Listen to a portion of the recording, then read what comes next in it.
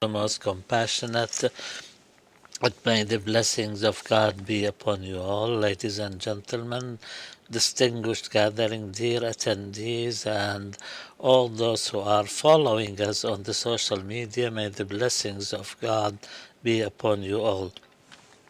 I would like to welcome you to the 11th Annual Gulf Studies Forum, which coincides this year with the 10th anniversary of the establishment of this forum, which was launched by the Arab Center for Research and Policy Studies 11 years ago. Today, in this year's forum, we will be dividing our attention into two themes. One concerning the Gulf region and the question of Palestine, and the second to the cities of the Gulf.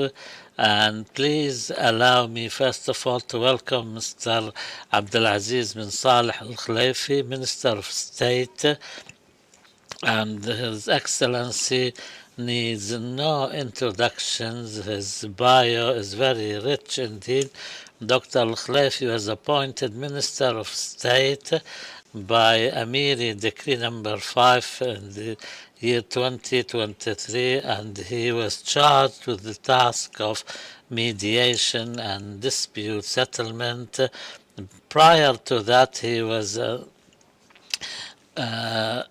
assistant to the Minister of Foreign Affairs, and before that in 2018 was an assistant and advisor to the Prime Minister and an agent on behalf of the government of Qatar in The Hague. And prior to that, he was the Dean of the College of Law at Qatar University. He holds a PhD from California Berkeley University.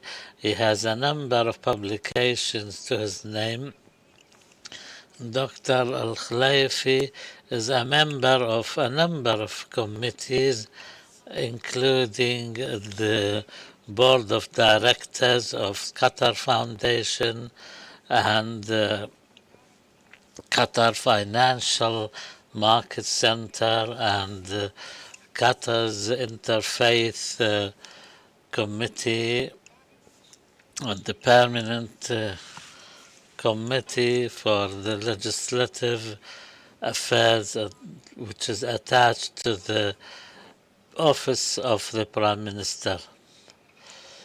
I invite Dr. Al-Khulaifi to deliver his welcoming remarks.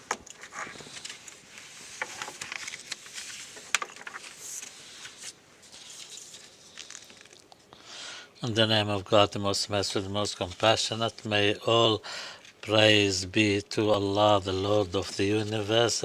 Your Excellency, Dr. Azmi Bishara, the Director General of the Arab Center for Research and Policy Studies, distinguished gathering, ladies and gentlemen, may the blessings of God be upon you all. First of all, I would like to express my heartfelt gratitude to the Center for all their efforts to raise awareness of Arab affairs, and I would like to thank them for the kind invitation to attend this forum to discuss issues relating to the Palestinian cause and Gulf affairs.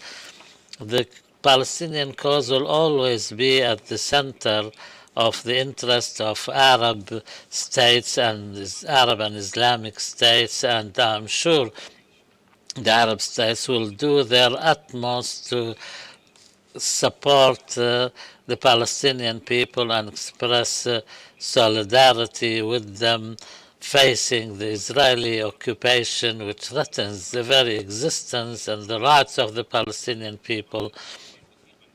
And in addition to that, we are all aware that peace and stability in our region will not be established without a just and a lasting solution for the Palestinian cause based on the establishment of the Palestinian state and the right to self-determination.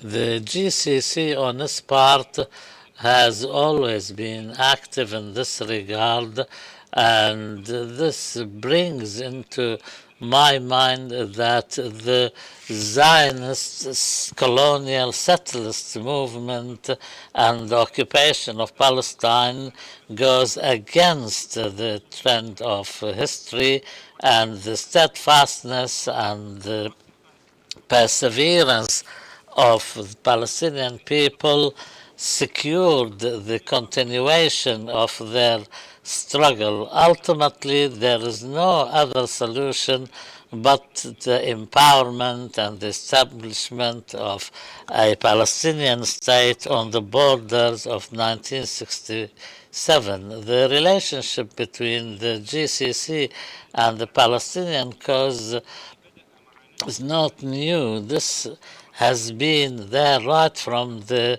start, from the day the GCC was established, and the peoples and the governments of the GCC countries have always been committed to the establishment of the Palestinian state. And right from the start of the ordeal of the Palestinian people, Gulf countries opened their doors to Palestinian people to live and work, and this has consolidated the ties between Gulf peoples and the people of Palestine.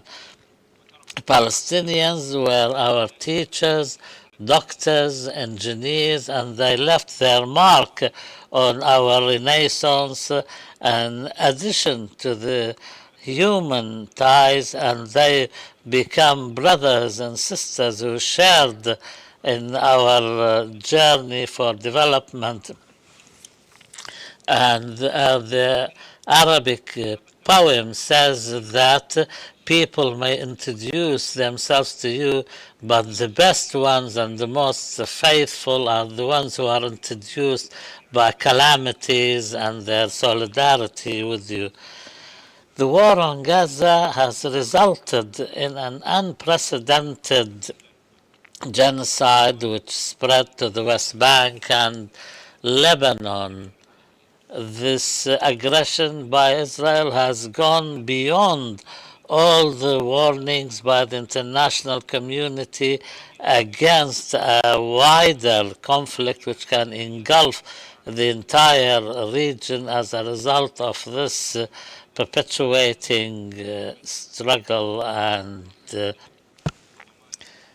conflict, and the necessity to secure the rights of the Palestinian people and their right to live in dignity on their land. The international community is urged to continue working towards mitigating the impact of these crimes, and the international community should really work seriously to fulfill this aspiration of the Palestinian people and to avoid more of the violence which can only bring more calamities on our region and the world.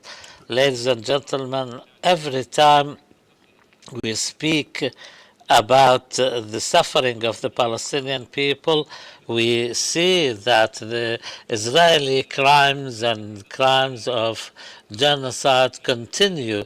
So far, more than 43,000 martyrs have fallen and almost 120,000 injured, and more than 2 million were forcefully displaced from their homes in search of security. More than a year has gone by since the start of this conflict, and what we fear more than anything is the world getting used to these scenes, and despite the attempts to condemn these crimes without real condemnation of the perpetrators, this will only mean that the Palestinian people's suffering will continue.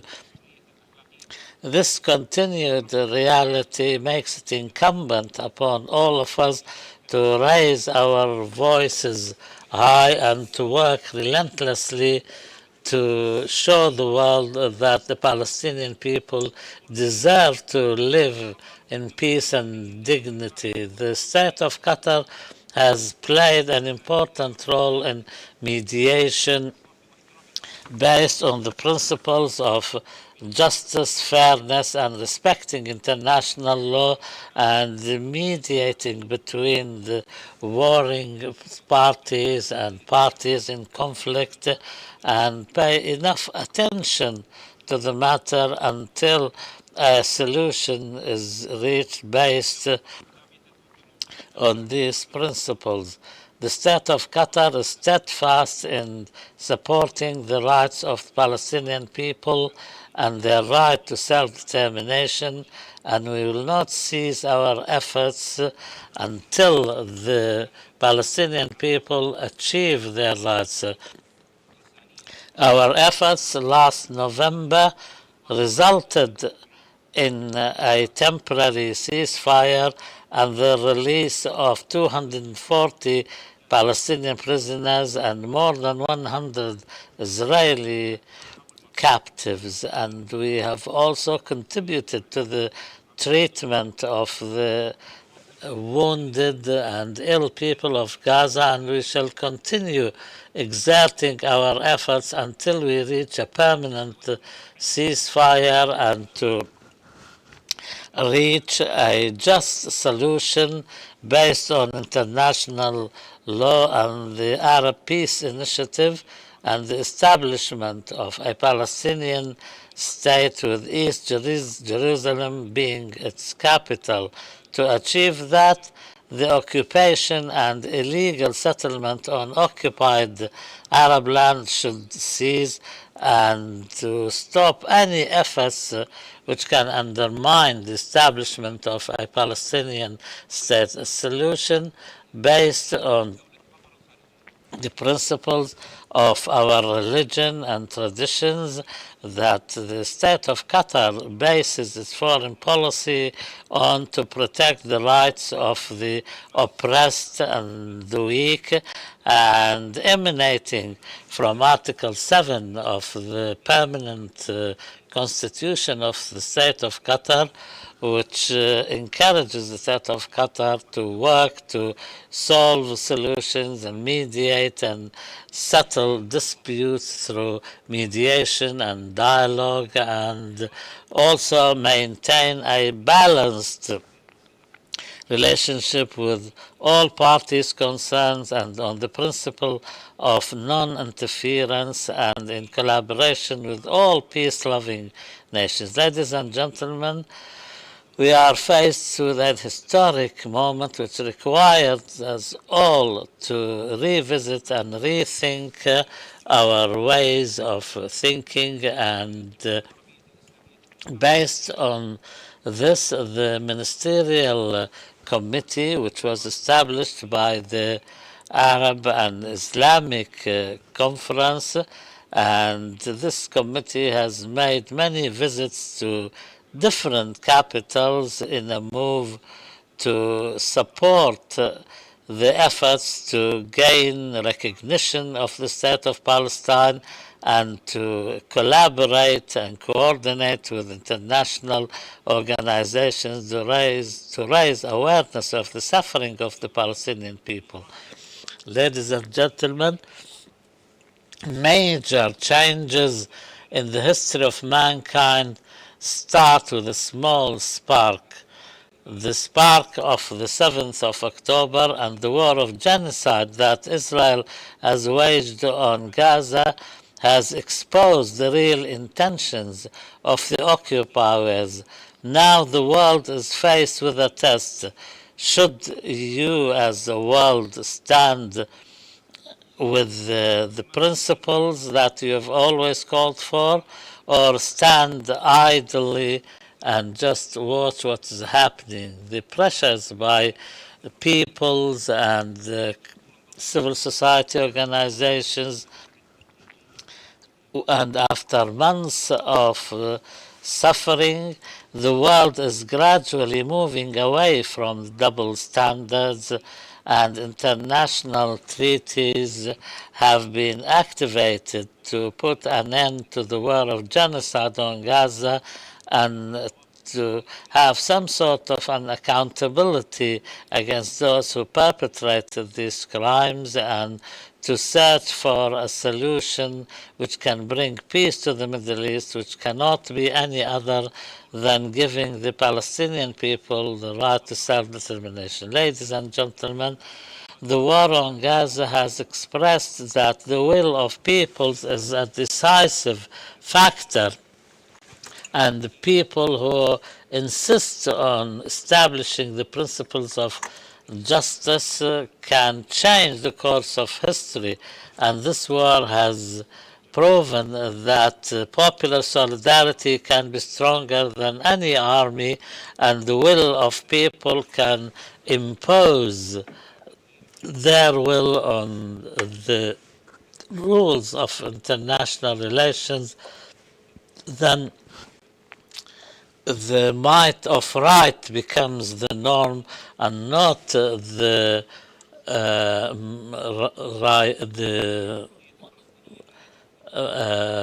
right of might.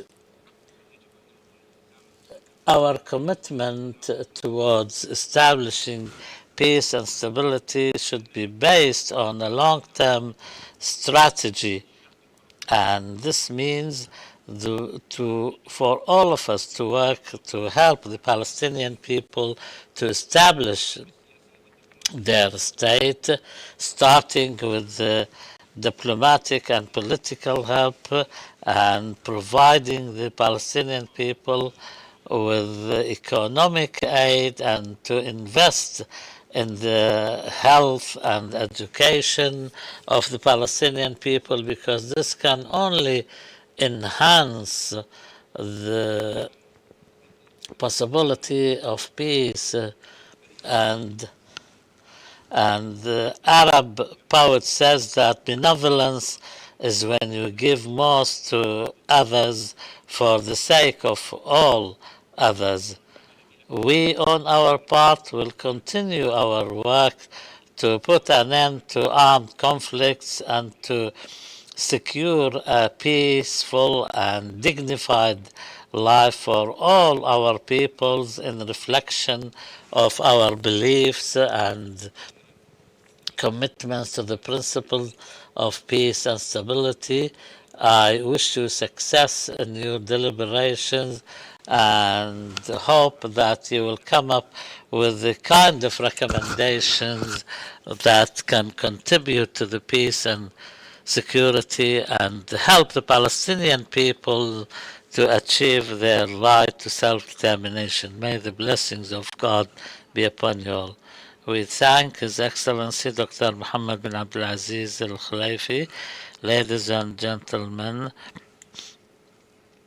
the towns and cities of the Arabian Gulf have seen an increasing interest in academic studies, which led eventually to some of these cities becoming international hubs after the urban planning and development schemes, which led to their development at a time when similar cities in the Orient are going through difficult times. The cities in the Arabian Gulf, on the other hand, are trying to maintain a balance between respecting the past and its traditions and keeping up with the development. And despite the financial crisis of 2008, the Arabian Gulf cities have continued their path towards development, and this merited many studies at the academic level. A study of these studies, and despite all the modernity and modernization, could not manage to separate their path from the traditional norms of society. When we are faced with challenges like this, we are required to pay some more attention to these schemes. That's why we have two themes for our forum this year, which may look to be apart, but in fact they converge in view of the implications of a cause which has cast its shadows on the region since the 1920s and even before, and until now the engagement is there and very strong. The Gulf states, and since the beginning of the 20th century, have been very active in receiving waves of Palestinian migrants who contributed hugely to the establishment of the educational system, and this really started in 1936, and after the Nakba of 1948, large numbers of Palestinians came to the Gulf countries to settle, and the Gulf studies themselves have been the homeland for the establishment of many Palestinian factions who started their struggle to liberate their land, and some of the political decisions, like the oil boycott of 1970s, have played an essential role in the development of the Palestinian cause. And examining the role played by the Gulf studies in leading the work of Arab nations in so far as the Palestinian cause is concerned is there and has been going for almost 100 years. Ladies and gentlemen, a historic reading of the relationship of the Gulf states with the Palestinian cause has relied for a long time on foreign documents, and of course there were other sources, but for the lack of neutral and independent sources in the Gulf countries provides additional value to this forum. The foreign research papers and efforts have been prevalent, and some of these have linked this region into the economic aspect of life only because they are a market for weaponry and a supplier of energy on the other hand. This has narrowed the vision with which the role of the Gulf countries can play, and even the huge efforts of mediation played by countries like Qatar, which is still viewed from only a material point of view. And since Shimon Peres's vision and the linkage with the normalization efforts with Israel has always been linked to the relations with the United States to enhance the role of some Gulf countries and to secure their weapons supplies. Yet the war on Gaza has revealed the fallacy of some of these assumptions, and emanating from all these factors, the importance and the relevance of this forum becomes even more evident as a platform to analyze these issues and others. And since its establishment, the forum has proven its ability to discuss these affairs and enhance its position as a platform, an academic platform. And now we move to the first session of this forum, which will be entitled The Positions of the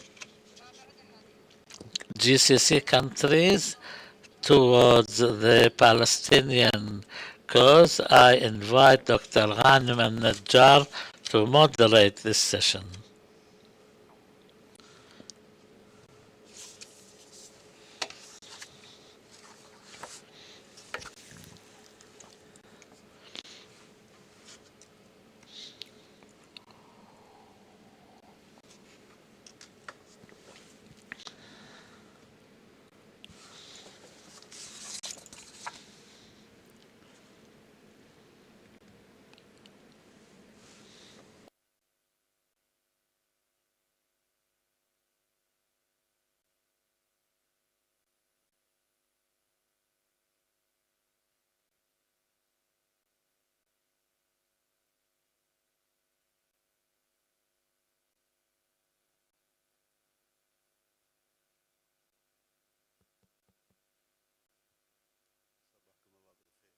Good morning to you all.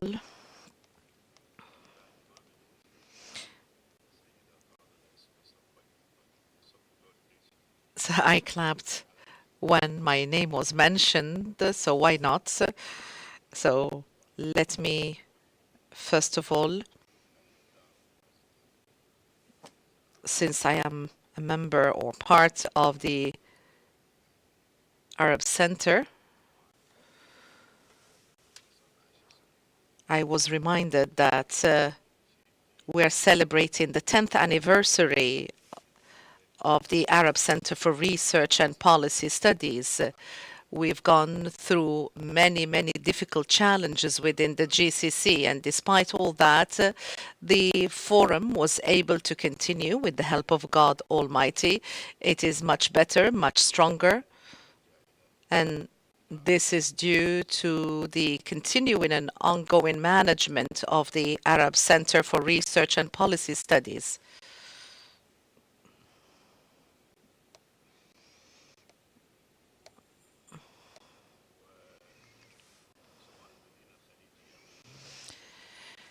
So when it comes to GCC cities, this is a very creative topic, but when it comes to the Palestinian cause, this is a topical issue and it is going to continue as being so. Normally, the forum starts in December. So we've started a little bit earlier than that. And yesterday, I think it was a coincidence, is the 29th of November, which is the International Day for Solidarity with the Palestinian people. So I just thought I should mention that. So the organizers of this forum have asked me to prepare a paper about Kuwait and the Palestinian cause, and due to the limited time allocated, I was not able to prepare a paper, but I'm going to very briefly, very simply talk about the situation in Kuwait, the relationship between Kuwait and the Palestinian cause. It is a very, very old relationship that dates back to 1936. We have the weapons that were smuggled to Palestine, and also funds were raised for the Palestinian cause. And after the 1967 war, there is a law that was issued that the law describes the Israelis as Zionist gangs. This is still ongoing, still in effect, and I do not think that there is a possibility to make it null and void. So when it comes to the Kuwaiti situation, I think there are some contradictions in the Kuwaiti situation. So Kuwait underweight occupation and Palestine is occupied. So the position of the Palestinian leadership vis-à-vis the occupation of Kuwait was not positive. Let's describe it as such. Let me just say it was not positive. And despite that, the position of the Kuwaitis of Kuwait has not changed. The second point, the second contradictory point, or that contains contradictions, is that Kuwait was liberated by an international coalition or alliance, particularly the United States of America, but the Kuwaiti position is in complete contradiction with the US position. The Gaza situation has led to popular solidarity. So in the street in Kuwait, people have been calling for solidarity with the Palestinian people. We have had an opinion poll that was conducted last month with the Arab Barometer at the levels of Kuwait University, Salam Center, Princeton, and Harvard University. So it was a large opinion poll that tackled so many issues. And I added to the opinion poll the following. This was not included at the beginning, and I wanted to include the events and incidents taking place in Gaza. The description, to try to describe the situation, starting from mass killings to genocide. 88% of the total population, they describe it as such. So they talk about conflict. Those who describe it as a conflict only represent 12%. The level of solidarity with Gaza, including boycotting Israeli companies, this reached 87%. We're talking about the persons that boycotted those goods. Also, dissemination of messages of solidarity, participation in the solidarity gatherings. This was in excess of 60%. This is a deeply rooted kind of position.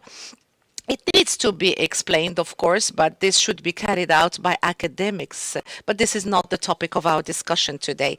Today, we would like to talk about the first, or present the first session of today. We have a number of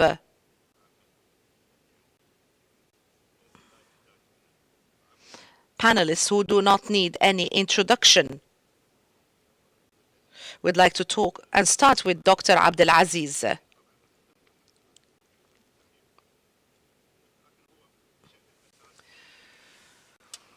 Dr. Abdulaziz is the president of the GCC Center for Research. It is one of the very active centers, very much present in many, many fields, including political analysis and so on.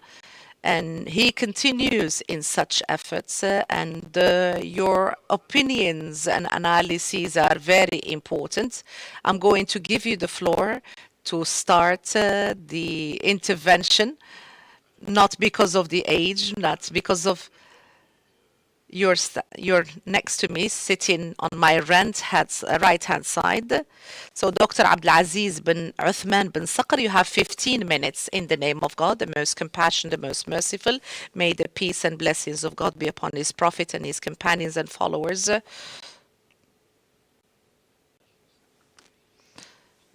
the friend and brother Dr. Azmi Bshara, the friends, the colleagues from the Arab Center for Research and Policy Studies. I'm really, really glad to be in Doha, the country that I love a great deal, to be amongst many researchers from the GCC. This is nothing new. When it comes to the GCC Center for Research, we always meet and gather around so many topics pertaining to the Arabian Peninsula and the Gulf states.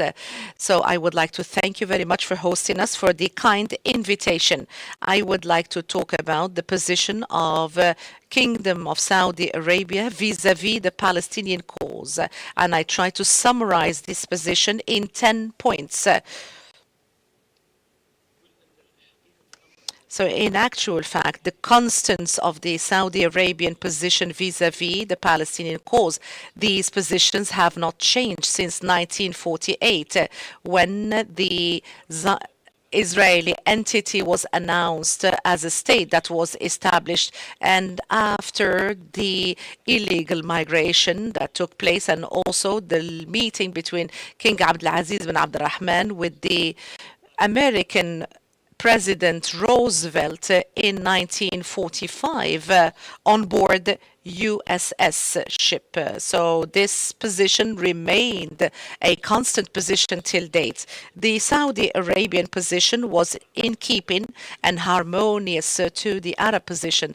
There was no particular position different or in contradiction with the consensus of the Arab world. So we had a rational position.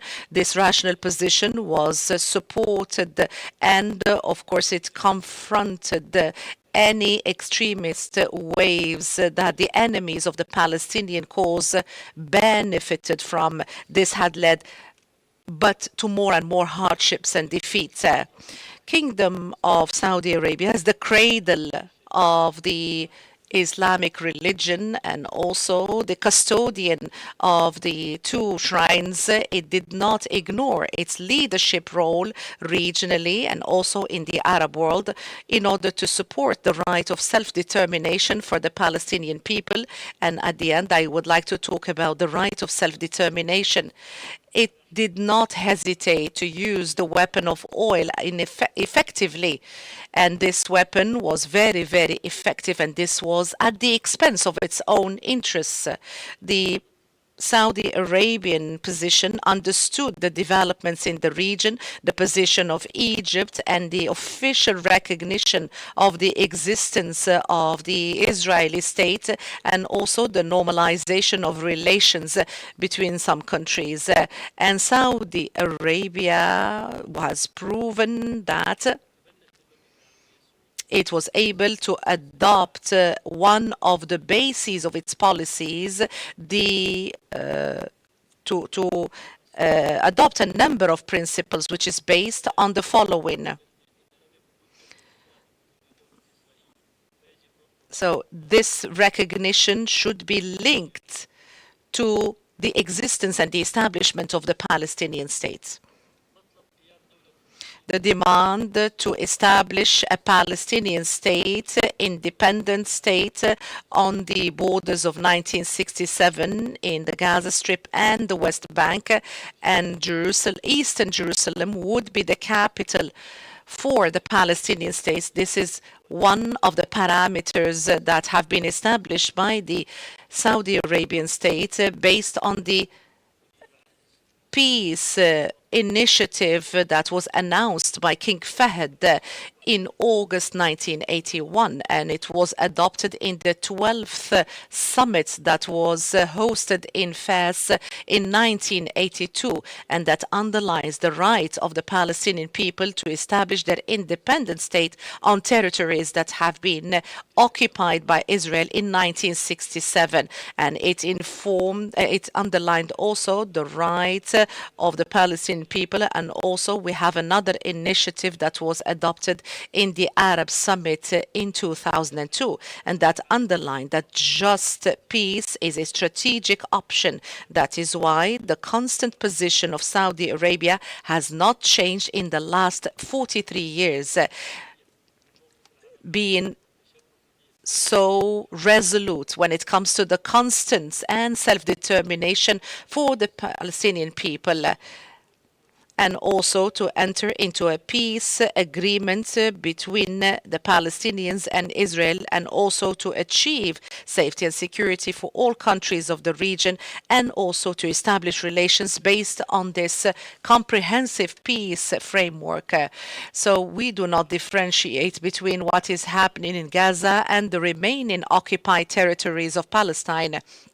We have a dire humanitarian catastrophe that is ongoing now in the Gaza Strip as a result of the aggression, the occupation of Israel. Kingdom of Saudi Arabia does not see a separate solution outside a comprehensive solution that would include all Palestinian territories and the Palestinian cause. There are massacres, violations taking place on a daily basis in Gaza and the West Bank, and that is why we are steadfast in asking for a comprehensive peace agreement based on the precepts of international law. The current position of KSA is based on a ceasefire to end the military occupation and also to end the occupation of the Gaza Strip, and also to provide the humanitarian aid, and also to hold the perpetrators accountable for the violations taking place, and also Saudi Arabia underlines that there should be a just and comprehensive solution for the Palestinian cause.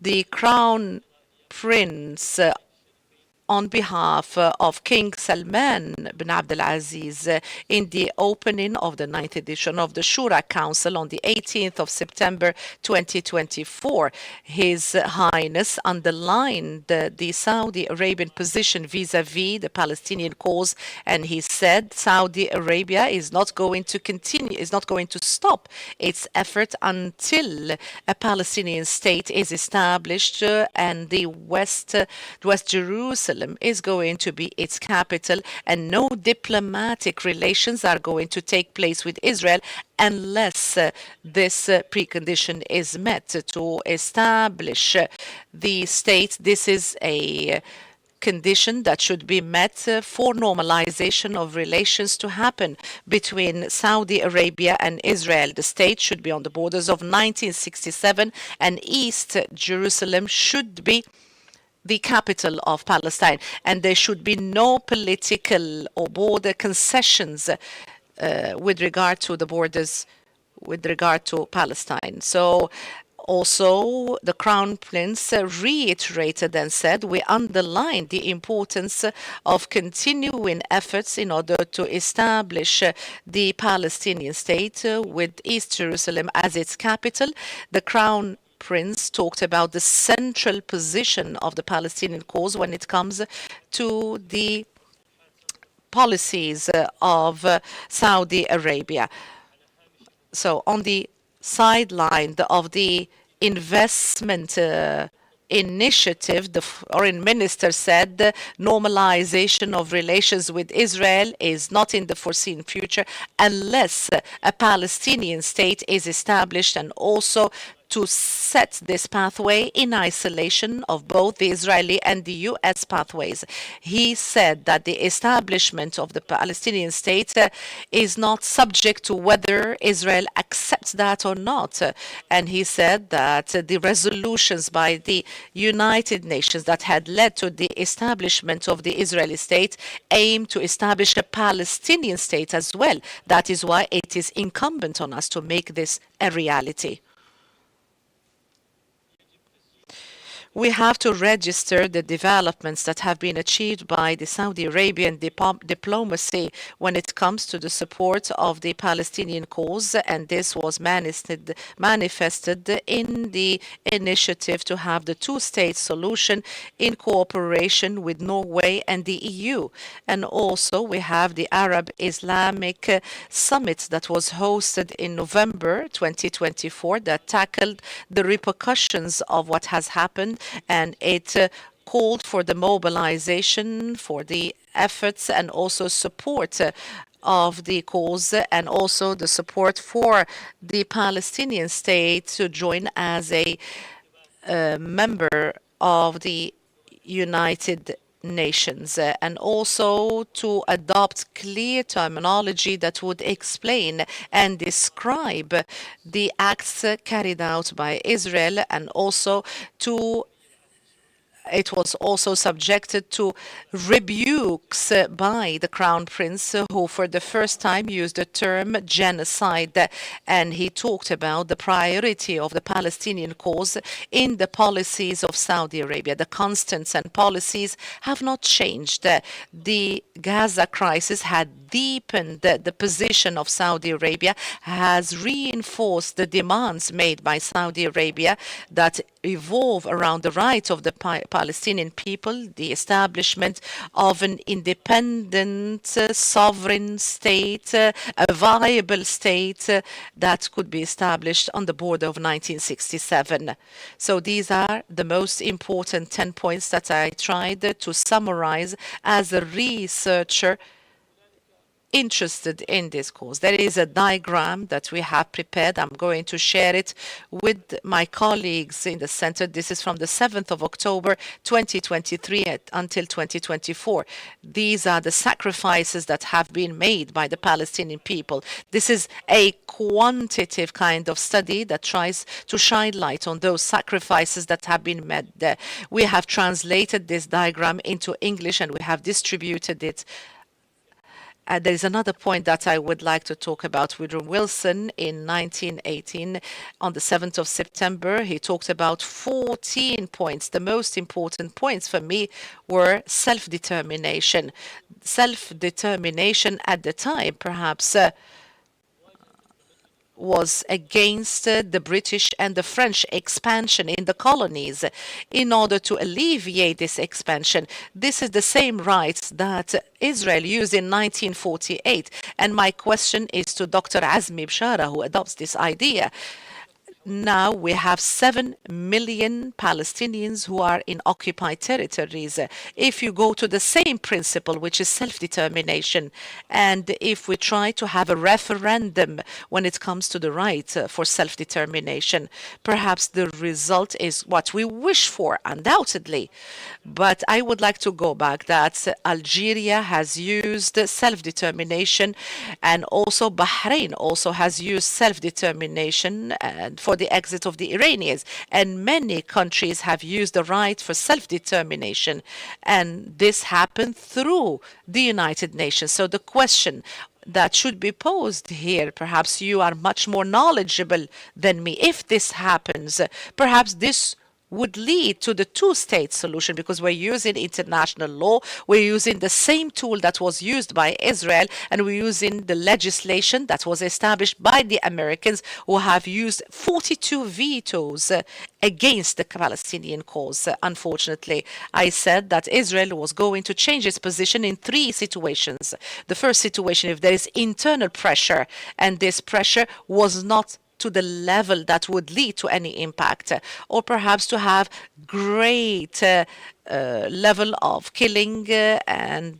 So Israel, after the 8th of October, it didn't do anything, or external pressure, and this comes from the US. We're talking about $18 billion given to Israel, military support. It stood for all the operations that have taken place by Israel. So here we see the double standardness of the US, which is very, very clear. And this is very much disappointing when it comes to the American position and, of course, all the international positions that did not stand with the Palestinian cause. We'd like to thank positive positions undertaken by countries such as Ireland, Spain, and Norway, countries that have been very much enthusiastic. We'd like to thank them. We'd like to appreciate their efforts. I was in Brussels where there was a meeting on this. After the Riyadh meeting, we had a meeting in Brussels. It was a very important meeting, and they were able to present the cases before the European countries. The pressure should continue. We cannot say this is not going to be useful. We have to continue with the pressure and hope this is going to lead to good results. I would like to thank you very much for listening.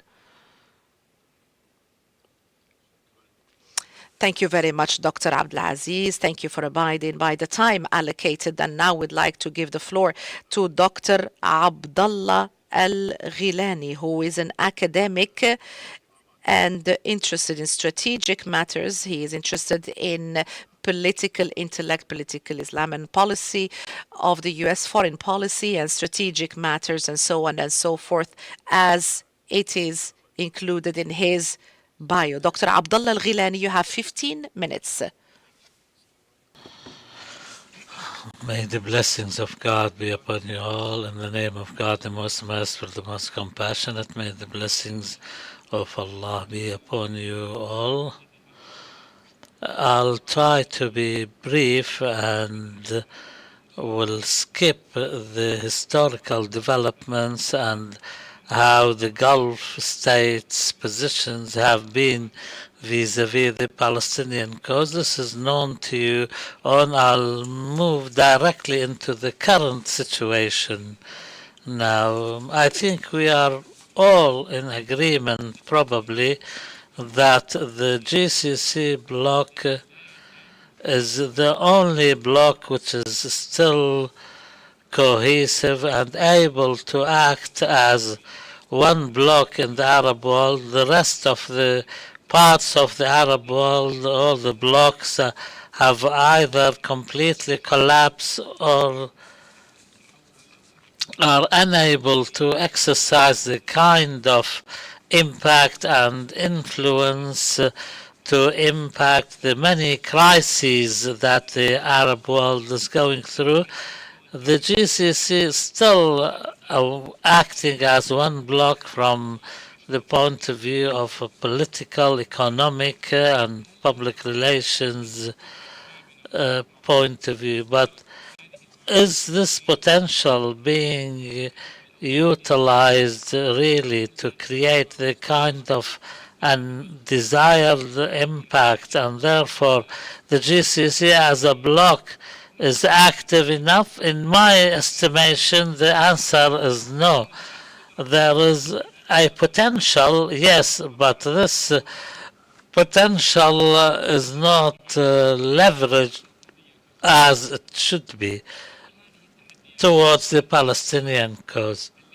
The first challenge, or the first factor which is undermining the effectiveness of the GCC, is the lack of the philosophical framework or the common vision, and this has always been the case since the establishment of the GCC. The individual countries never had one common vision. They always had differences regarding Iran, the crisis in Yemen, and there has never been one common vision that all the GCC countries agree upon and come up with practical steps to express this unified position. So there was never a common foreign policy, and each country reacted to events according to their own circumstances and their own interests and visions. Even so far as the regional security is concerned, there is no minimum standardized or principles which are agreed upon. So therefore, we must emphasize that. Secondly, the fragility of the security of GCC countries, which has allowed for other projects like the American project, the Iranian project, and other projects which exploited this fragility and weakness and vulnerability, which minimize the collective effectiveness of the GCC. The other factor which is quite central is the equation of the relationship between the GCC and the United States, which really undermines the sovereignty of GCC countries, because there is no single GCC country which is fully sovereign when it comes to its foreign policy. The American factor is always there, it's always present, and this will always be some cause for undermining and weakening the foreign policy of GCC countries. The crisis in the Gulf, the blockade of Qatar in 2017, before and after, has left a lasting impact on the interrelations between the member states. Added to that, there are some internal factors which will impact the foreign policy, and that is the transformation and transmission from a rentier state into a more developed, knowledge-based countries and societies. Also, the constitutional reform process, which is also weighing heavily on the countries from Saudi Arabia to Kuwait to Oman to Qatar to the UAE. The processes are ongoing, but the question of basic freedoms and political participation are still a burden on the governments of the GCC countries. All of these factors combined or individually, and for the last 10 years after the Arab Spring, have resulted in a number of changes which have intensified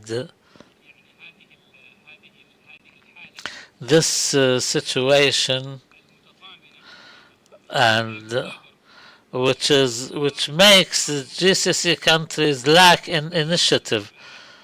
The first factor is the enhancement and the strength and the boosting of the American role in the region.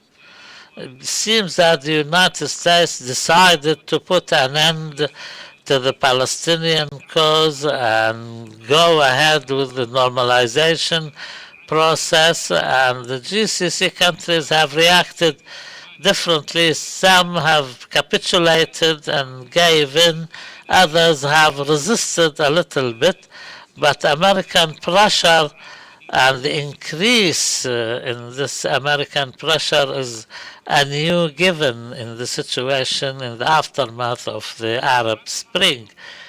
Another factor, which is a consequence and a result of the increased American role, is to present Israel as a guarantor vis-à-vis Iran's role. And when we talk about normalization, we're not talking about it as in the classical sense which took place between Egypt and Jordan with Israel.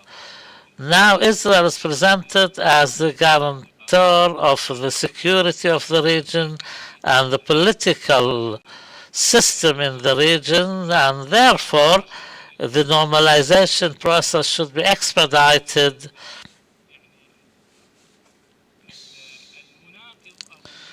And Israel is no longer viewed as a party which is contrary to Arab interests but a guarantor of its security.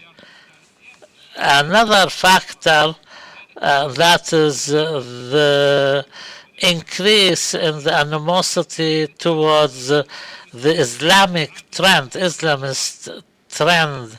Although historically this trend has always been in a peaceful state of existence and with the ruling authorities, and Kuwait is a vivid example, Saudi Arabia in the reign of King Faisal, and they've always accommodated this trend, but the situation has changed and these governments turned into enemies of the Islamist trend, and this has impacted the Palestinian cause too.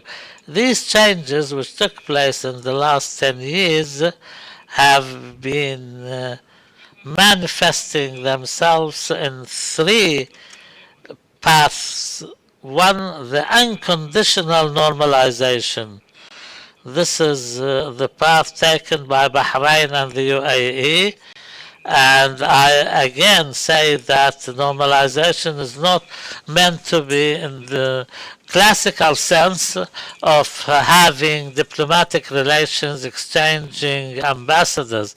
It goes beyond that. They want to include and integrate Israel into the political, economic system, cultural system, which means Israel is present heavily in the GCC reality.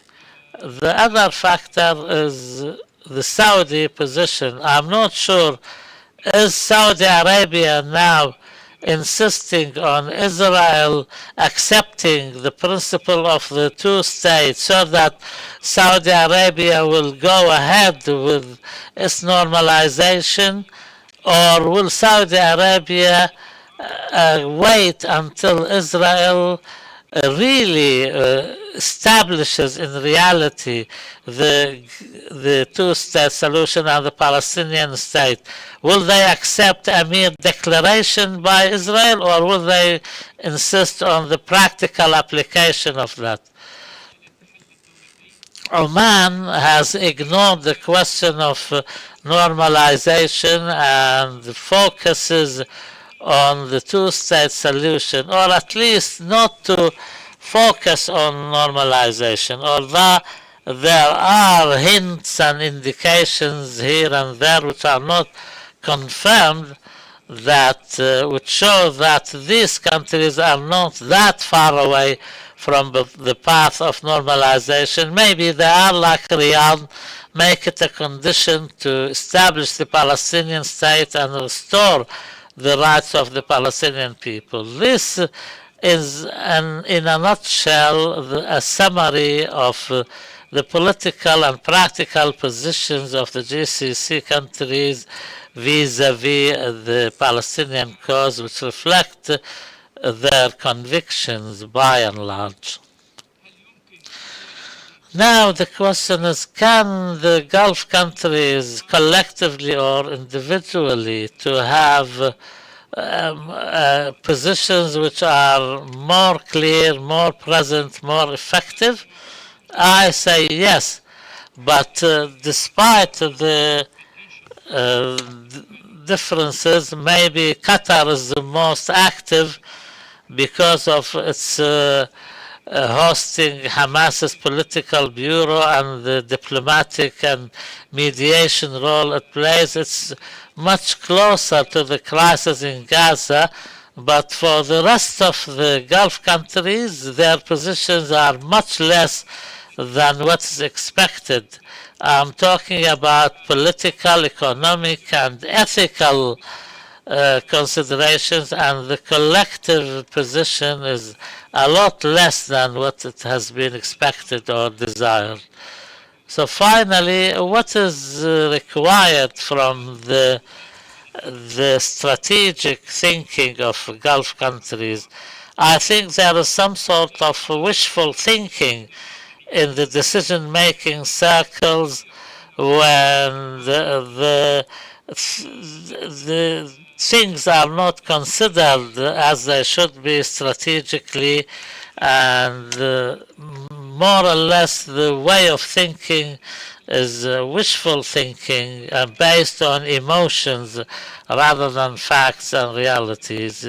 And this is how the positions are formulated vis-a-vis the Palestinian cause, and the following considerations, in my opinion, should be taken into account. The events in Gaza are not normal or usual, which can be ignored. These are historical turning points which will have an everlasting effect on the equation of the conflict and struggle at the Palestinian level, as well as the Arab and Islamic level. We will see the aftermath and the consequences at the level of the regional relations. So therefore, the Gulf countries should rethink their strategic positioning towards this development. The equations will change. The Palestinian cause, the Palestinian situation, the Arab situation, and the regional situation will not be the same after the war on Gaza. So we should prepare ourselves. Is this factor present in our thinking? I hope so. I'm not sure. The second consideration is the resistance today, and apart from the political schism and difference between the leaders of resistance, which is the Islamist camp, but resistance as a common consideration. Are we dealing with the Palestinian Authority, who is ineffective and inconsequential? This is the point of view of political realism. The Palestinian Authority, which has no impact, and or should we rather deal with Hamas and the other resistance factors who really have the impact, because resistance is no longer the choice of Hamas or few factions, but it seems to be the choice of the Palestinian people as a whole.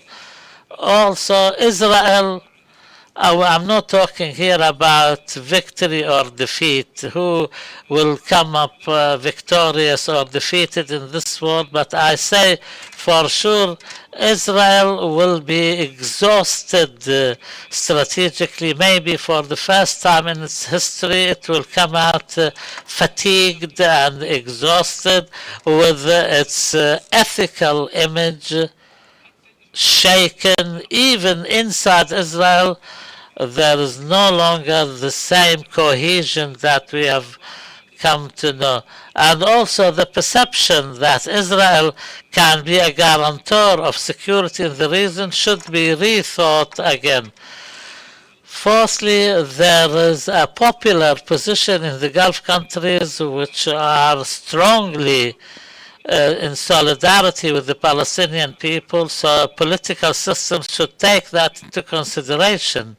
Finally, there are some points I will ignore now. The question of the two-state solution. This has been repeated at the formal, official levels, at academic levels, intellectuals. They are all sticking to the slogan. Is this still realistic? Can we accept this, or is it something which is not more than just a political slogan which is quite shallow? And we should understand that both America and Israel have gone beyond that, and if that's the case, what are the alternatives? I leave it there and thank you for your kind attention. Thank you very much, Dr. Abdullah. I would like to give the floor to Dr. Sultan Al-Khulaifi, a Qatari researcher who concentrates on the foreign policy of the state of Qatar. He's going to talk about the foreign policy of the state of Qatar vis-a-vis the Palestinian cause during the era of Sheikh Khalifa Al Thani.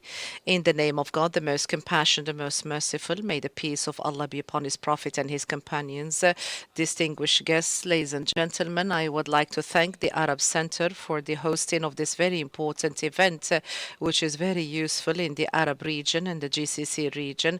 I would like to talk about the foreign policy of the state of Qatar vis-a-vis the Palestinian cause during the Sheikh Khalifa era until 1995. The research would look at the gaps that exist in the studies pertaining to the foreign policy in the state of Qatar. So the studies talk about the policies during that era as being calm policies, which was the era where the establishment of the most important institutions such as foreign ministry and also embassies and so on and so forth. During that period, we have had the official position of the state that was established when it comes to the Arabo-Israeli conflict. And we have two main questions that are posed. What are the incentives that push the state of Qatar to take its position vis-a-vis the Palestinian cause? And the second question, what are the strategies undertaken by the state during the era of Sheikh Khalifa Al Thani? So perhaps the first question might look simple due to the historical position of the state of Qatar and its support of the Palestinian cause. There are a number of things taken into account, such as the constructive policies and so on and so forth, that are very important to understand the position of the state. So the constructive theory during the era of Sheikh Khalifa bin Hamad Al Thani, and the argument says that the identity of the state emanates from the belief of Sheikh Khalifa and the state of Qatar and the people of Qatar, their belief in the Palestinian cause and Arab cause, and also to support the Palestinian people in its priorities, because this identity relationship entails that the Palestinian cause lies central in the hearts of the Palestinian people, the Arab people and Qatari people, and based on the identity of the people of the state of Qatar.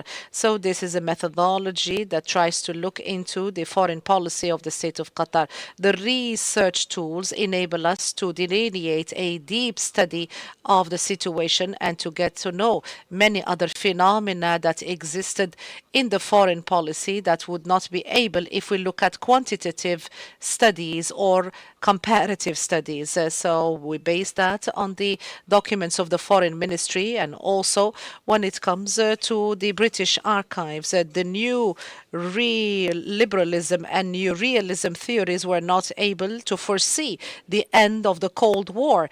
And of course, this theory was one of the methodologies that have led to so many questions with regard to global questions posed about the nature of the practices of the main institutions, and the fact that the rational kind of theories were not able to lead to reevaluate the situation that used to be looked into from new realism and neoliberalism.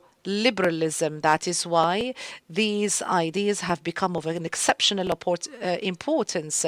So we look at the constructive theory as a means to discuss and to study international relations, and this has led to a kind of liberal kind of theory. The constructive theorists, they concentrate on certain matters that were neglected by the neo-realists and the neoliberals when it comes to the situation on the ground.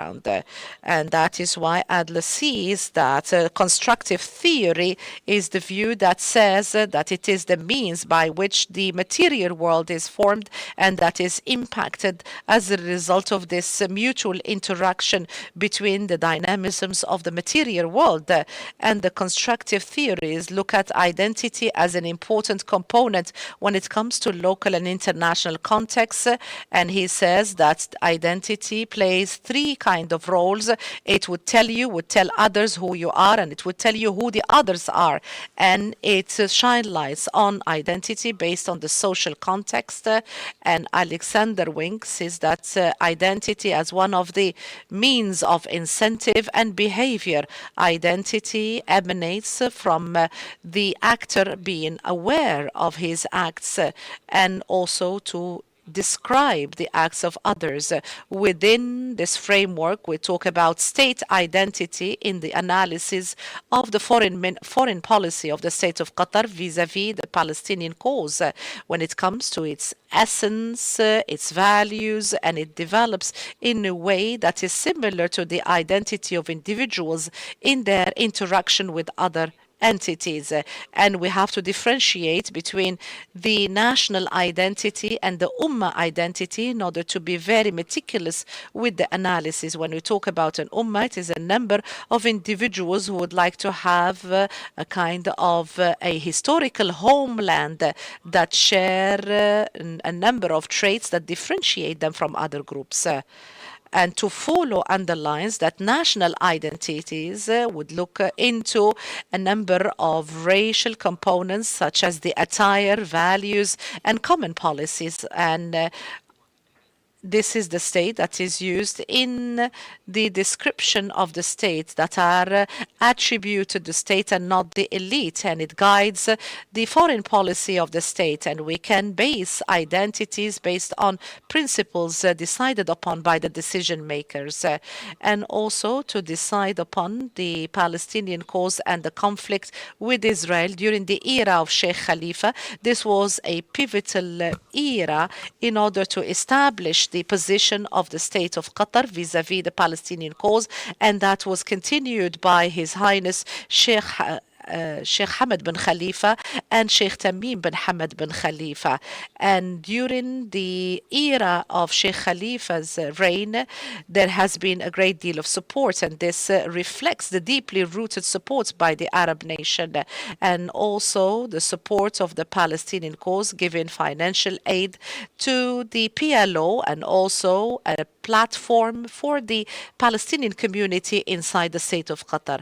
I do not want to talk about the historical components that was undertaken by teachers from Palestine during the 50s and the 60s, and I would like to concentrate on the content of the Emiri speeches. Sheikh Khalifa bin Hamad on the first anniversary of his reign, he said that we are keen to achieve more solidarity and unity with the Arab states and the brothers, and also to support the unified effort that would serve our Arab causes. And he said that this is the only means to confront the impact on us.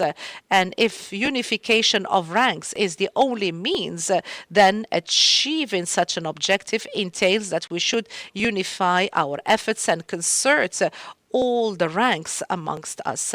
And in another speech, when he opened the Shura Council in 1975, His Highness said that experiences would lead to more and more belief that our solidarity is the best weapon in order to achieve our common goals. And we're going to work on our capabilities with our brothers and sisters in order to retrieve and regain the occupied territories, including mainly Jerusalem, and also to support the PLO as the legitimate and only representative of the Palestinian people. His Highness, in the opening speech in 1980, the opening of the Shura Council, he talked about the incentives of the foreign policy of the state of Qatar.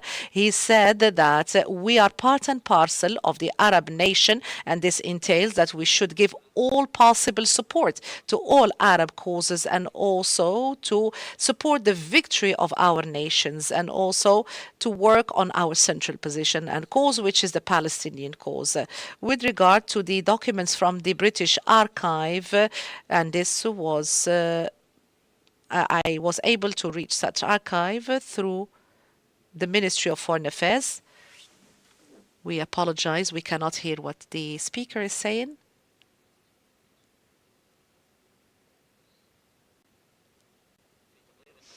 And in a report that was presented by the Department of the Middle East in the Foreign Ministry of the State of Qatar, that was in 1973, and this report described Sheikh Khalifa as Arab nationalist, and he wants to preserve the importance of the state of Qatar in the region and worldwide. And in the 80s, we have witnessed great developments, and this had entailed that a great deal of support should have been allocated by the state of Qatar vis-à-vis the Palestinian cause, and also the state of Qatar condemned certain decisions that have been undertaken by the Israelis during this period. Yasser Arafat, the leader of the PLO, carried out many visits to the state of Qatar. In 1981, he met with Sheikh Khalifa and discussed the situation in Palestine and Lebanon, where the Israelis used to attack the territories over there. And during Qatar also expressed its support for the plans that would lead to a comprehensive solution to the Israeli-Arab conflict. And Sheikh Mohammed bin Saif Al Thani, he said that this shows the level of threat that our region is subjected to as the result of the cold relations between both the US and Qatar. During the Day of Solidarity, Qatar called upon the UN to force the Israelis to accept the establishment of the Palestinian state. Also, the state of Qatar condemned the attacks by Israel on Lebanon in 1981, and of course, the state of Qatar talked about the support of the US vis-à-vis Israel as one of the main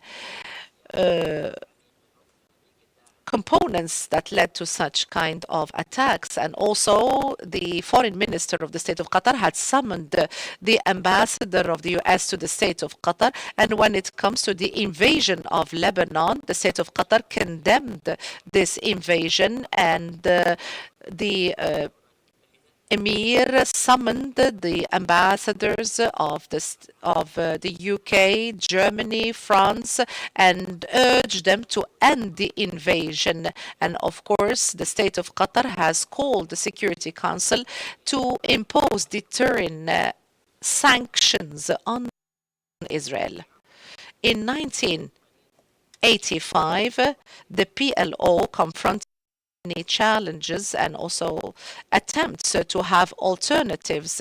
Many delegations from the PLO have visited Doha, and the Emir during those visits, when he met those delegations, His Highness condemned the invasions and the raids in the headquarters in Tunisia and other areas. And during the first Intifada in 1987, the state of Qatar reiterated its support for the Palestinian people, for them to retrieve and regain their rights, and also called in the Security Council to support the Palestinians. And of course, it described it as an attempt to defeat the enemy and to regain the Palestinian rights. His Highness underlined his support for the Palestinian people in the different Arab summits, and also called for the support of the Palestinians. In 1988, the state of Qatar reiterated its support of the Palestinian state as an independent state, and it was the first Arab state to establish a committee with directives from the part of the Emir to start raising aid and support for the Palestinian people. His Highness Sheikh Khalifa has supported the Intifada by $3 million, and also he supported the UNRWA. And in an interview with the Sabah newspaper, the Tunisian newspaper, he called for the continuation of the Intifada, because the Intifada stands behind the structural changes of the international position vis-à-vis the Palestinian cause. In 1989, the state of Qatar asked for the acceptance of the state of Palestine at the UNESCO in order to reinforce self-determination and peace. All of these statements show the deep relationship between the state of Qatar and Palestine. We have seen the continuous visits made by Yasser Arafat to the state of Qatar, and this shows that the Palestinian leadership used to consider the state of Qatar as one of the most important places when it comes to their endeavor. And there has been a lot of openness that has been expressed in the different deliberations, and we have seen so many cultural weeks with the presence of the Ministry of Information in the state of Qatar and representatives of the PLO, and His Highness Sheikh Khalifa bin Hamad used to meet delegations from the PLO, including Yasser Abdurrabbo and other scholars such as Rajab al-Tamimi, the Mufti, and also to support the strife of the Palestinian people. And in 1983, there has been a peaceful march, and this in response to the profanation of the Aqsa Mosque, and also there have been efforts in order to preserve Palestinian heritage in support of with the support of the Red Crescent of the state of Qatar, and also to mobilize support for the Palestinian cause. After the aggression on Lebanon, there has been a popular conference where the door of volunteering was opened, and also aid was also open, and this shows that it was a very tolerant kind of entourage in the state of Qatar. And during the era of Sheikh Khalifa bin Hamad, this is a paper that tries to pave the way for other studies when it comes to the foreign policy of the state of Qatar, and talk about the identity of the state and impact of that identity on the foreign policies of the state of Qatar, and also opens the door for the relationship between the state of Qatar and other Arab countries.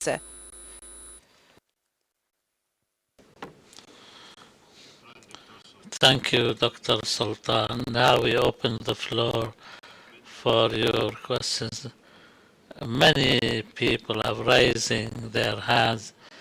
Please make your questions pointed and decide who you want to pose a question to. We have a number of questions, as much as time allows us to.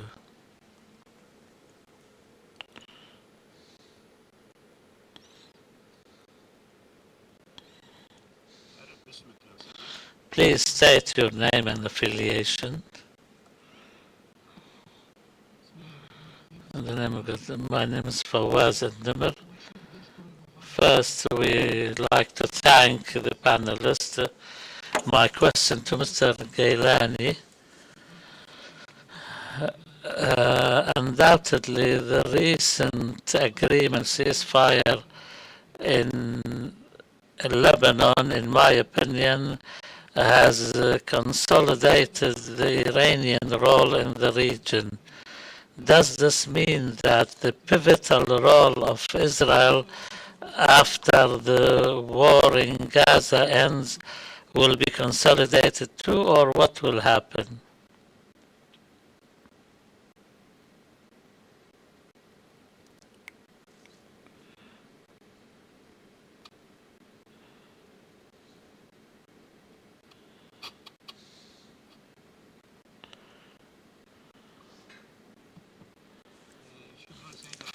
Thank you, Chair.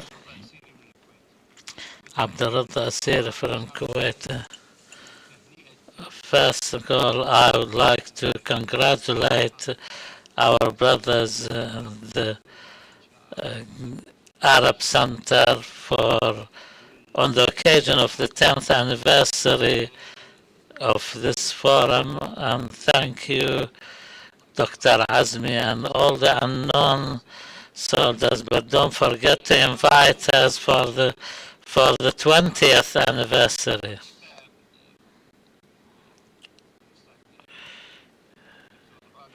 maybe Dr. Ghanem talked about the position of Kuwait. I have 2 points, if you allow me.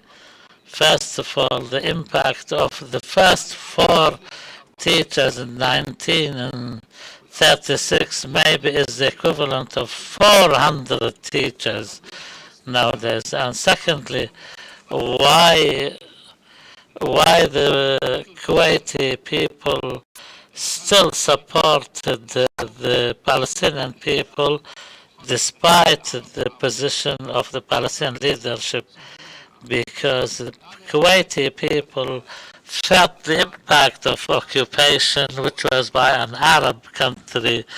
So how about being occupied by a Zionist force? Dr. Abdullah, I want to put on the hat of a politician. You said that there are 3 positions by the GCC countries, one in supportive of normalization, one is in between, and one is a position of rejection. What is your opinion regarding that?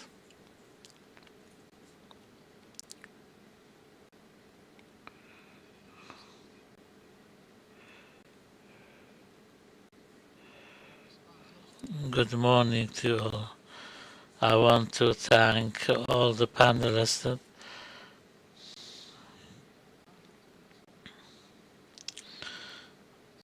If you allow me, I will give a quick perception. In my opinion, there are 2 factors in this region which have had a negative or positive impact on the Middle East. The first factor was the extraction of oil. Secondly, the Palestinian cause. Everything that's been going on in the Middle East was influenced directly or indirectly by these 2 factors. Now we are faced with an occupation. It is a settler colonialist occupation. There were similar examples in America and Australia, South Africa. In Australia and America, they wiped out the locals. In South Africa, they shared the land with them. The hidden factor here that people do not talk about is the unity amongst Palestinians. There has been no occupation, no colonial occupation without producing a unified front amongst the occupied people. Unfortunately, this is not the case in the case of Palestine, and this is one of the mistakes that the Zionists have benefited from. The latest book by Bob Woodward said that Hamas was a creation of Israel one way or another. I agree with that, because this has enhanced and exacerbated the situation. So I would like to talk about our role, the role of the Gulf states and the Gulf people is definitely positive, but the Palestinian unity and the renewal of Palestinian leadership, the Palestinian people have an enormous pool of potential leaders, but we see how the cronyism and family ties seems to be the norm. What happened to the Jews in Europe united them, but the oppression that the Palestinians were subjected to has divided them. Please, and we are rightists. The leftists have no place with us. We go to the right. No, please. First of all, this light, strong projector lights are blinding me. I cannot see you really, so my apologies for that. Thank you very much to the Arab Center. I want to be very brief. There is, can you, my name is Khalid Saadoun. There is a defect in the, you're not including Iraq. Isn't Iraq a Gulf, an Arab country? Maybe you should have had the title of the GCC countries so that this will be, yes, you are right, no problems.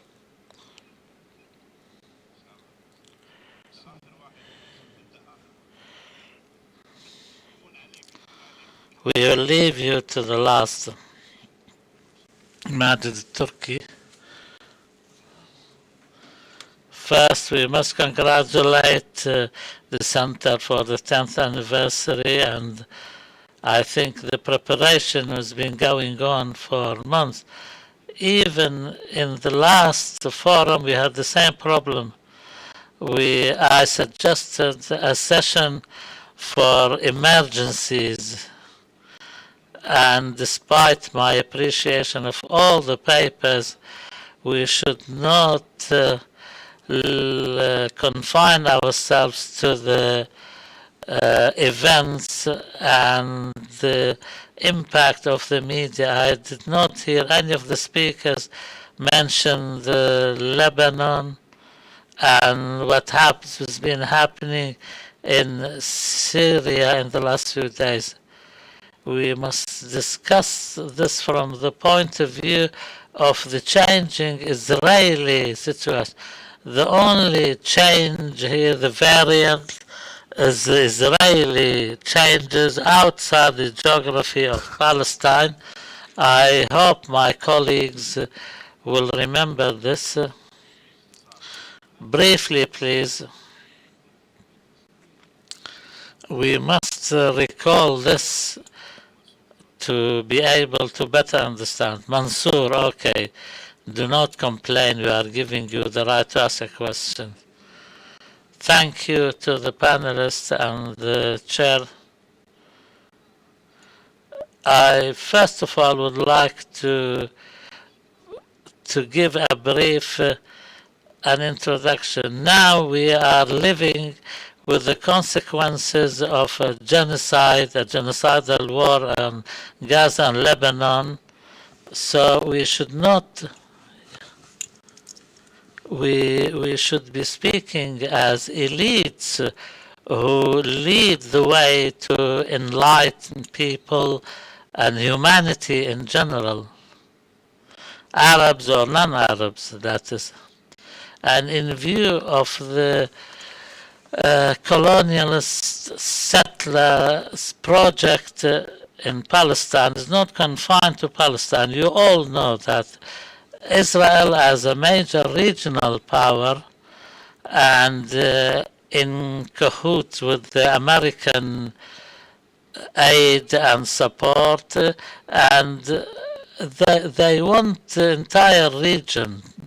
They want the world, maybe. First of all, some questions.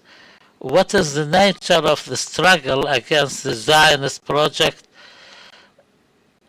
Is it the kind of project that can be settled like what happened between France and Algeria, for example? Or is it the kind of an existential project which will not know any settlement? And secondly, this ongoing struggle for Palestine and the Arab world means that there is a unified Gulf position, or are the positions all based on the individual interests of countries? And thirdly, to what extent do the policies by the GCC countries reflect the aspirations of our peoples, Arab countries and Muslim countries. I want you to tell us what are the positions of the people too in these countries, not just the governments. These are the most important. Thank you.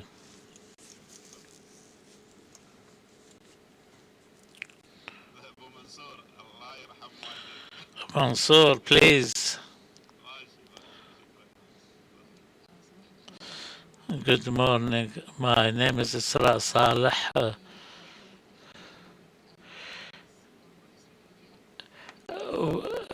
When please do not comment on what other people ask. I am from Gaza, and at least if Hamas, if it was an Israeli necessity, people who joined Hamas did not join it on this basis. They wanted to resist an occupation. Having said that, the comparison between the law that King Abdulaziz, or Faisal bin Abdulaziz, issued for the boycott of Israel and all that which is happening in the reign of Mohammed bin Salman of normalization, the most important equation regarding the Palestinian question, now it ignores the American equation of bequeathing the Gulf sovereignty. But what is noticeable is that there is a lack of mention. Now in Saudi Arabia, for example, in the Al-Haram al-Makki, in the Kaaba, the holy mosque of Mecca, the authorities ban people from praying for the Palestinian people, and they are not presenting this case. Dr. Abdulaziz, please allow me to say I do not know what methodology you employed, and I haven't read the paper in its entirety, but you lack reality. You ignored Mohammed bin Salman's statement to the New York Times when he said, I don't care about the Palestinian cause, but my people do. So maybe Mohammed bin Salman's fear of his people, maybe the people at a certain age and they are still supporting the Palestinian cause. In 2023 and 2024, has Saudi Arabia played any role? Please, if you allow me, please allow me, we don't have time for all of that. My name is Dihal from Kuwait, Dr. Abdulaziz. You said a lot about the conditional recognition of the State of Israel and the possibility of normalization with it.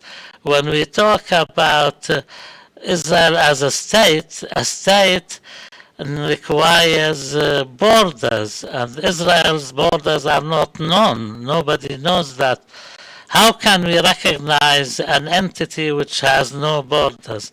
And also, what about all this continued talked about an expansion of Israel into the lands of other countries, even the Arabian Peninsula? What about that? You didn't mention that.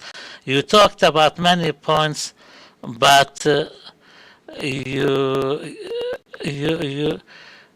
is a fundamental change in the position of Saudi Arabia from the days of the founding father, King Abdulaziz, to the current day. We know the positions of our countries, we praise them, yes, but we really need to come up with more critical papers.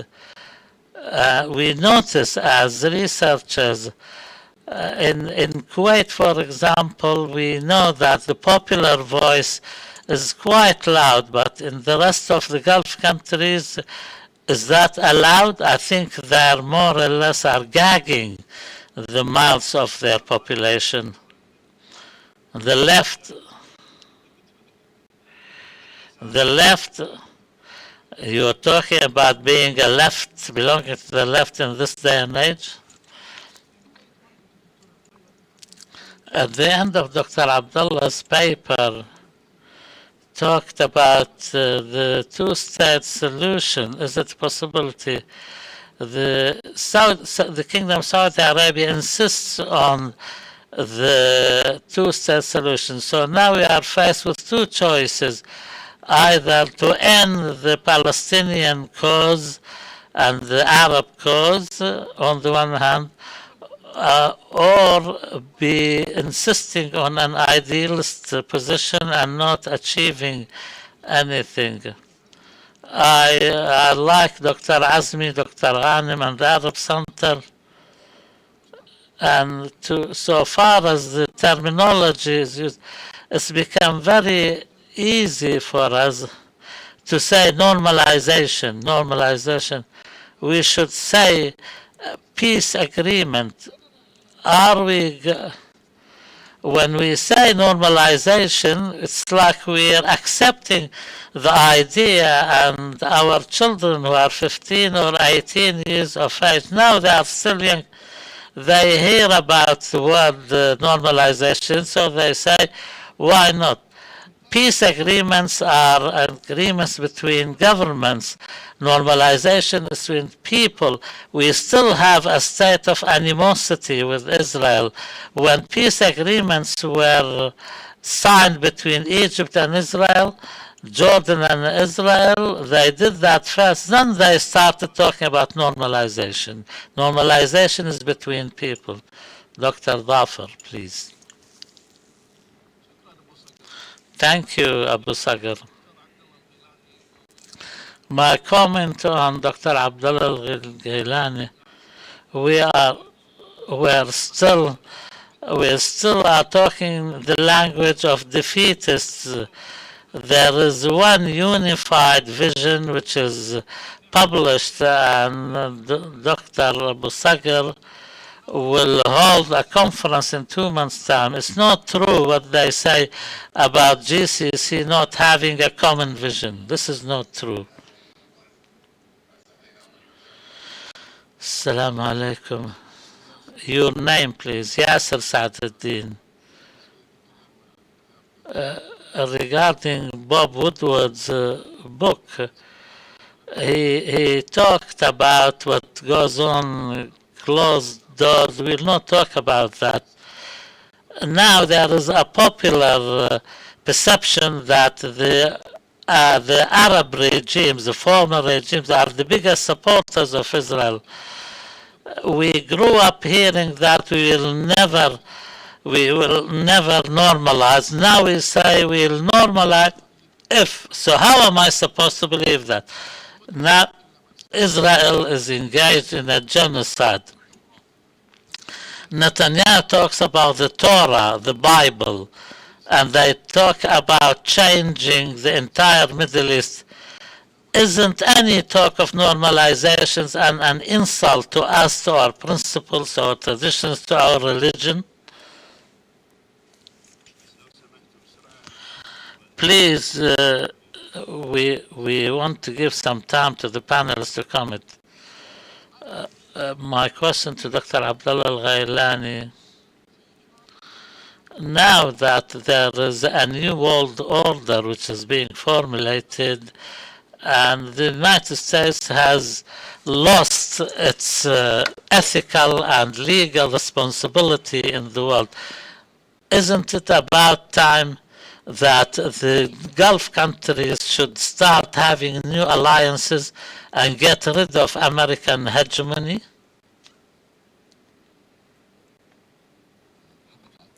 Mohammed al-Attabi. My first question to Dr. Abdulaziz bin Sagar. After what Dr. Al-Ghailani said about how realistic is the two-state solution, in view of Netanyahu's official announcement of annexing the West Bank, and until now Area C, which are 62% of the area of the West Bank, which is 21% of the entire area of Palestine, are under full control of Israel, and the other areas are under the security control. In view of this and the plan of generals in Gaza, once again I pose my question: how can it be possible to apply the two-state solution? My second question to Dr. Sultan: in view of Qatar's role of mediation, there was talk about closing the office, Hamas's political office, in case ties are cut off between Hamas and other active Palestinian factions, and the ineffectiveness of the Palestinian Authority. How can we find a solution? Thank you. My name is Ez from Palestine. My question to Dr. Abdullah regarding his question about the two-state solution. Anybody who knows the reality of the situation in Palestine will realize that, realistically speaking, physically there is no more any possibility of a Palestinian state. So why the Palestinians are always posed with two choices, either a two-state solution or acceptance or normalization? Why can't we talk about a project of liberation of not just Palestine but the entire Arab peoples who have been under colonialism for 100 years? And now that we're talking about the Russian project, the Chinese project, why don't we talk about the Arab struggle for liberation or liberation project, even if the political atmosphere is not conducive? Thank you. This will be the last question.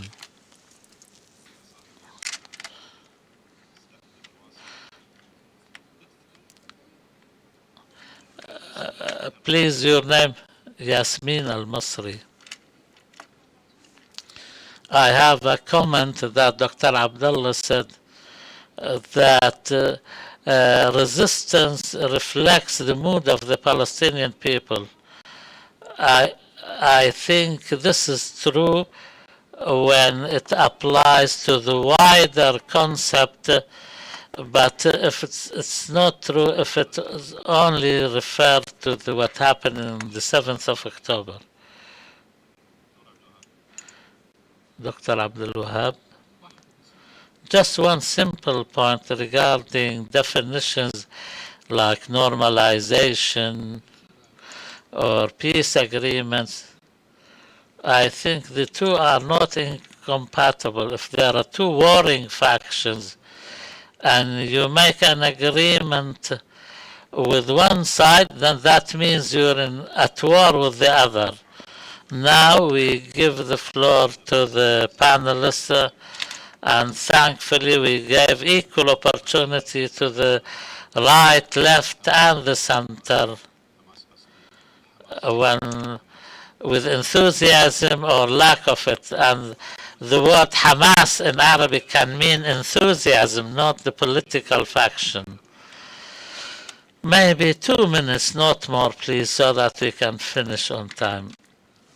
Regarding Mr. Attabi's question, how can we hold any dialogue and mediation by Qatar?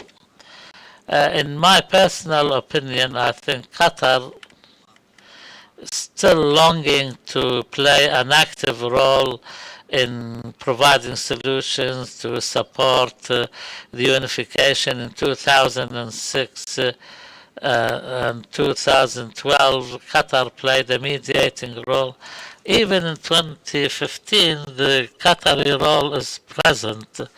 But you know, the role of mediation requires the acceptance of all the parties and the provision of objective conditions. This is a condition for reaching any opportunity of a successful mediation effort.